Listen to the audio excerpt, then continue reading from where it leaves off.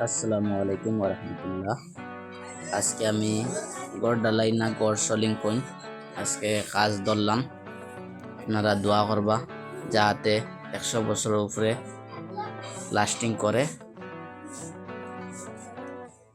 আমার ভিডিওটা ভালো লাগলে একটা লাইক কমেন্ট শেয়ার করিয়া আর একজনদের দেখবার সুযোগ করে দিবা। আর পেজে নতুন হয়ে থাকলে পেজটা ফলো করবেন।